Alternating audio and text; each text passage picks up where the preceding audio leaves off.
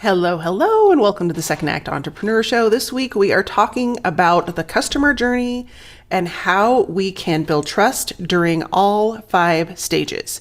So if you struggle with building trust and you're really only creating marketing that's going after people in one particular phase of the buyer's journey, you are doing your business and yourself a disservice. In this episode, we're going to dive into the 5 different steps of the buyer's journey, and then also how you can use a really powerful tool to not only connect with people on that journey, no matter where they are and which stage they're at, but also move them more quickly and more easily toward purchasing from you, not only the first time, but for multiple times to come. So without further ado, let's dive into this week's episode.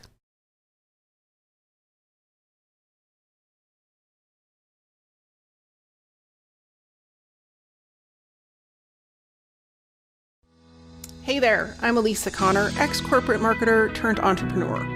And along the way, I made all the mistakes just so you don't have to. Chances are you have a pretty full career. You've got experience, expertise, and probably a whole lot of education. The problem is people can't find you. This is why each week on the Second Act Entrepreneur Show, we feature expert education, marketing insights, and mindset shifts that are going to help you create a profitable business so you can secure your legacy, ensuring that you thrive not only in your first career, but also your second act. Welcome to the Second Act Entrepreneur Show. Email marketing is the best way to captivate and enthrall your audience, as well as build trust with them. Yet, I've heard from so many people, it's so hard to write emails.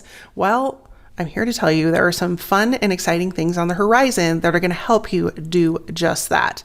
But to get you started, I've created a brand new guide that helps you create that first sequence. It's your welcome sequence, which basically is a hi, great to meet you, so good to know you, here's a few things that might help you out kind of sequence. Yet people struggle with writing. I get it. It can be like banging your head on the wall or staring at a blank screen and going, I have nothing to say. And that stinks. So I've made it easy for you. You can get access to this guide for free over at elisaconnor.com/email guide, all one word. And you can grab your copy today. So if you're struggling with writing that welcome series and you don't know what to say in those first few emails to build rapport and trust with your audience, you're going to want to go grab this guide. It was created with you in mind to make it easy for you to get this done in less than an hour.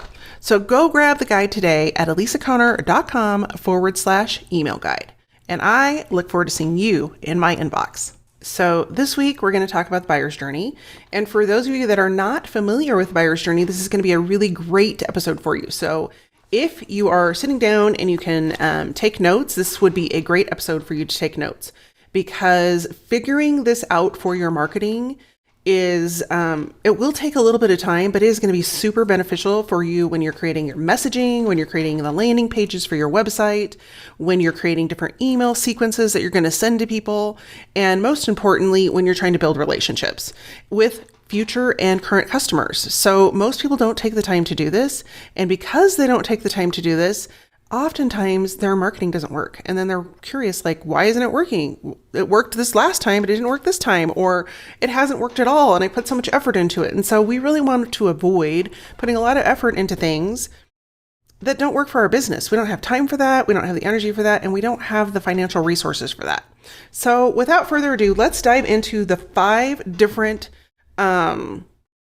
stages of the buyer's journey. And if you're familiar with these, great. This will just be a great refresher for you. But if you're not, and this is brand new to you, then I highly recommend you take some notes about this. And if you are driving and not able to do that, just know that the notes for this episode will be typed up and put over on my website at elisaconnor.com/156. This is episode 156. That's so exciting. I can't believe that it's over 150 episodes already. So the first stage is awareness, and we're going to walk through these pretty quickly because I don't want to spend a lot of time on them, but the awareness stage of the buyer cycle is when people are starting to become aware that they have a problem that they need solved.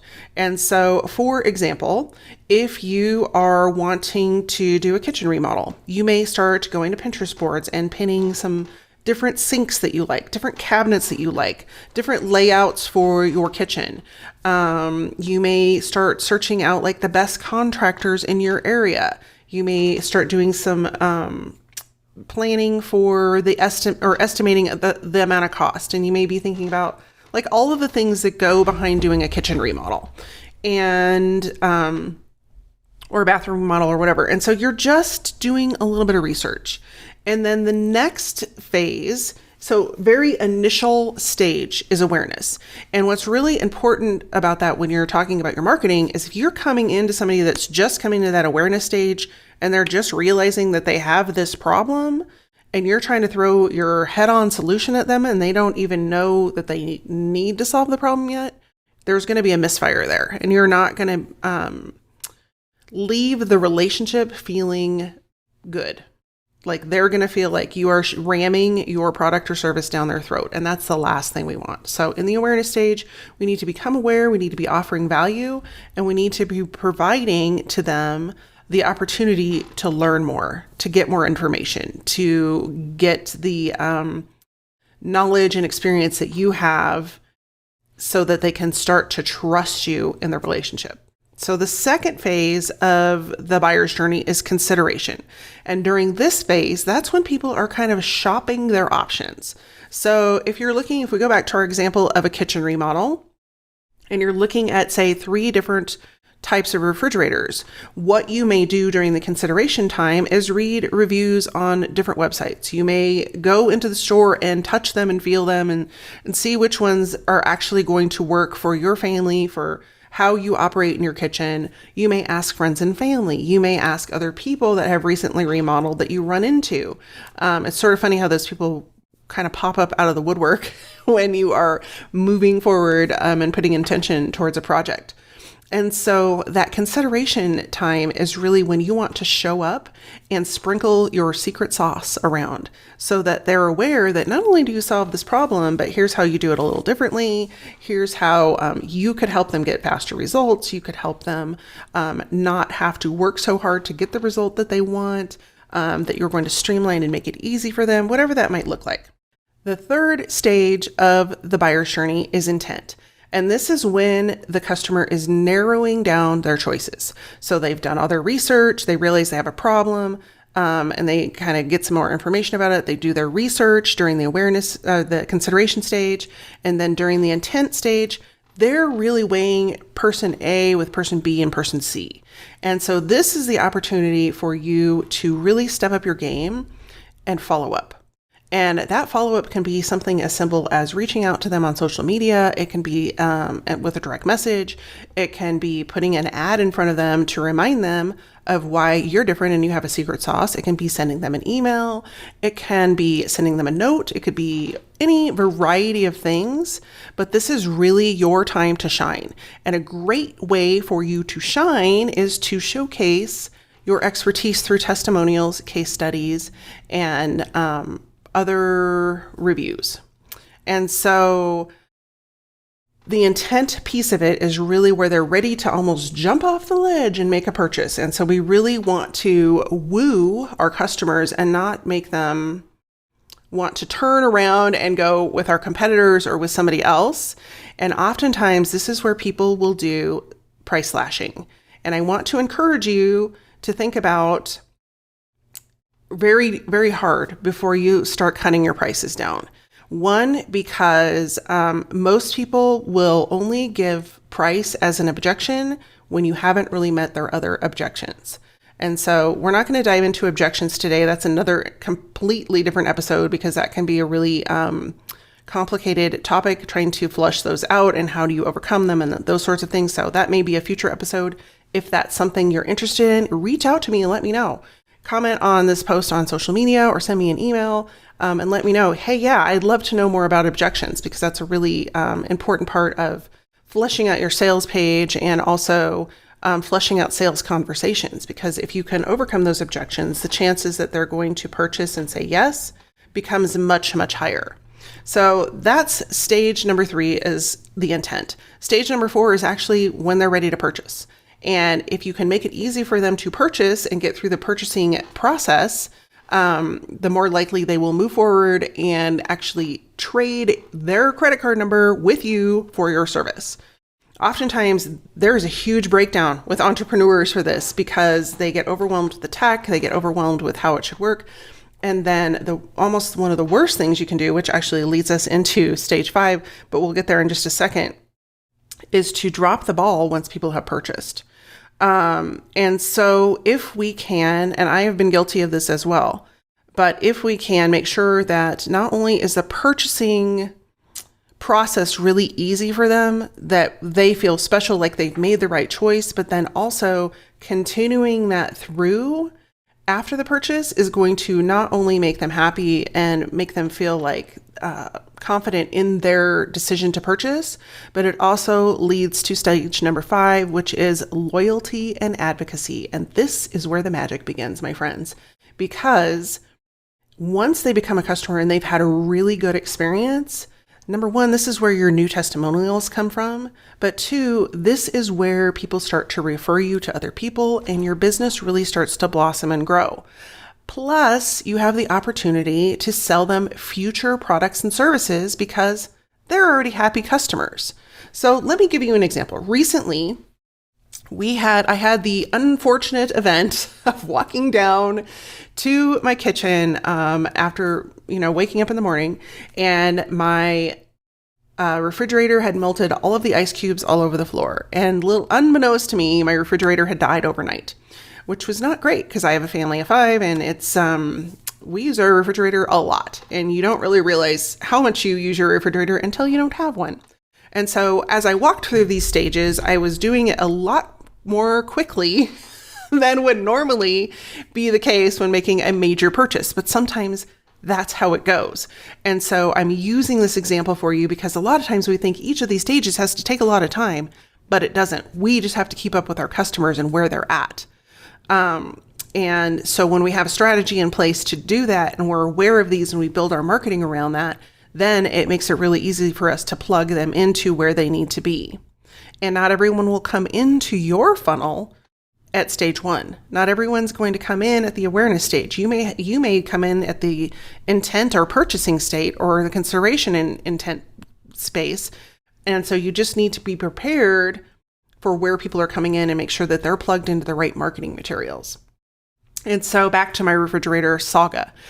So we went to the store, and I have to say, this was not really the best experience. And so typically I'm pretty happy with, with purchasing bigger things. I do my research. So I started out with the awareness stage, wanting to see okay, what refrigerator do we have now? What size is it?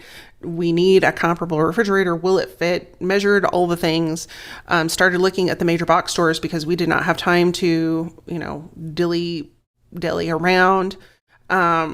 And so looked at Lowe's, looked at Home Depot, and there's a feud in our house because 2 of my kids work at Home Depot, and then my brother worked at Lowe's. And so I go back and forth. Anyway, long story short, my brother had some connections at Lowe's, so we went over there, and sometimes those connections that you have are not the best. And so against my better judgment, we went to a store that was further away and not the store that we normally go to, which is about, 7 minutes from my house. And they're both Lowe's, but they are both run very, very differently. So we show up and we're wandering around and we're looking at all the refrigerators, and I'm looking at the features that I know that we need, the ice maker and the water filter and blah, blah, blah, blah, blah. And it's really kind of overwhelming because you're in this 3-aisle span of different refrigerators and they all look the same. And so you really have to be specific about what you want, what's going to fit, what's going to work for your family. And it can be overwhelming. So why this was not a great experience is we got zero help with actually choosing the refrigerator, and pretty much had to do that on my own. So if that were my customer, I'd be like, yeah, I'm out of here. I'm going to use somebody else. But we were in a crisis situation. And so we had to see who actually had a refrigerator and could get it to us quickly. And also we were looking for a particular brand, and previously had a good experience with this vendor, just not this store. So the saga continues. We finally get rung up. The salesperson is pleasant enough. It was obvious he was a little bit overwhelmed. gave us an additional discount, and then we were scheduled to get the refrigerator about a week later. So this is where the post-purchasing marketing nurturing comes into play. They did a horrible job. So previously, when I had ordered my washer and dryer through Lowe's, we had gotten multiple emails about delivery. We got one 2 days before, hey, we're coming on Friday. We got one the day of, hey, we're coming, or the night before, hey, we're planning on being there between this window. And then the day of, hey, we're 15 minutes away. Hey, we're at your door. This time, I actually ended up having to call the store because it was the night before. I was like, are we getting this refrigerator or not? I was planning to go out of town on, that afternoon. I had to figure out like what was happening here. Could not called the store we purchased it at 3 times, got put on endless hold, never, and it was just like, it was a bother to them. And so already I'm thinking, I just spent a significant amount of money with you and you don't care about me as a customer. So I end up calling the original store that we normally purchase from, and they're delightful. And I was like, okay, this tells me everything I need to know. It's definitely a purchase. It's a store protocol that is the problem here. It's not a company-wide protocol. And so the gal that I talked to was delightful. And she said, we can't look this up for you because you didn't purchase it here. But what I can do is call the store and make sure somebody calls you back. So they finally called me back and they said, well, we know it's coming tomorrow, but we don't have a time frame for you. It's the night before. So if you don't get a call within the next hour and a half, just call back tomorrow, which I'm already rolling my eyes because I'm like, I couldn't even get a hold of you the first time. I had to call a different store to get you to call me back. And ultimately, what came down to is we finally got a text message the next day. They were supposed to be here between 8 and 12. And so I'm just waiting around thinking, okay, they'll text me when they're on their way. Nope. They ring the doorbell. Here they are with my fridge. And I was like, it's a good darn thing that I was home and that I wasn't out and about waiting for them to text me and let me know. So I tell you this sort of convoluted story because there are so many examples of what not to do with your customers. Oftentimes we get busy with promoting our products and services. Specifically, if you're a coach or consultant or a course creator, you're busy promoting your offer. But what we don't do is take care of our customers on the back end. And more often than not, that is the most important piece of the sales process. And so some of the things that I wanted to share with you about ways to build trust can happen at each of these different phases. So if we're looking at the awareness stage and we have somebody and they're just becoming aware, this is a great time for us to provide them our lead magnet. And then not only give them our lead magnet, but then follow up with them with some helpful tips and information about how to utilize that lead magnet. And then what the next step would be in the process for them if they're ready to purchase. And if they're not, then they need more nurturing. They need more trust building. They need more time to get to know us. And so don't drop the ball there. And oftentimes that's where people drop the ball, is that they send out their lead magnet email sequence and then they never email anybody again. And unfortunately, when that happens, people don't remember who you are. They don't know, they feel abandoned. They feel like you are pushing your sales process when you launch again because they're getting all these sales emails and they haven't heard from you in 6 months or 3 months or whatever it might be. And so your opportunity to build trust begins at that very minute with that email welcome sequence and putting yourselves in their shoes and trying to figure out where they are on the journey.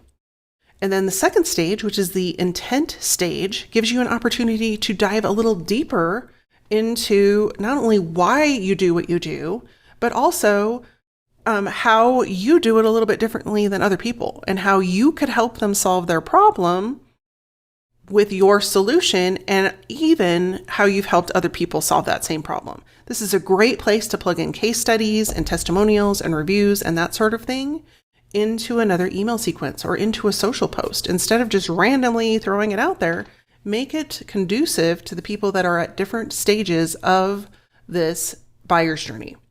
And then the third stage is the intent. And this is a great place for you to really ramp up your sales sequence.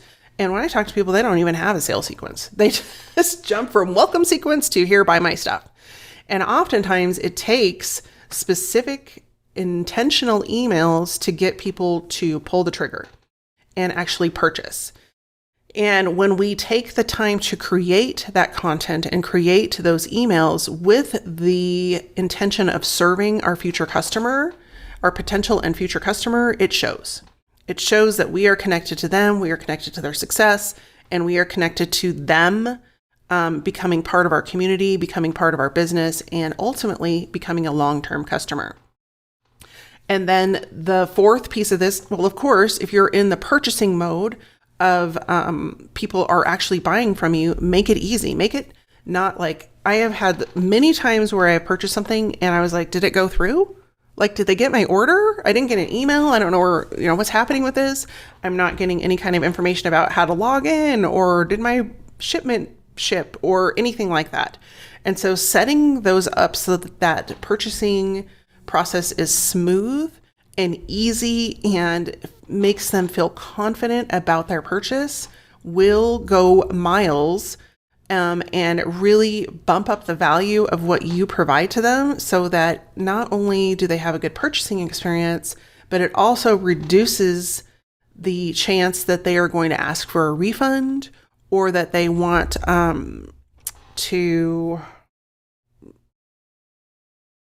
well, I guess that's it. It's going to reduce the chance that they ask for a refund and become a problem client, because you have taken care of the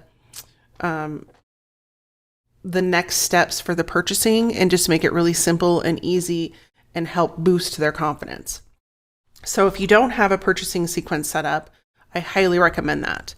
And that happens like as soon as they put their credit card through, you can actually create an automation in your email service provider, or if you have a joint product like Kajabi, you can actually create that as soon as the purchase goes through, and you can send them multiple emails. It doesn't just have to be one email, like here is how you log in. It can be emails about how the product is going to help them, how to get started, all of those sorts of things. So, and you can make it as long or as short as you want.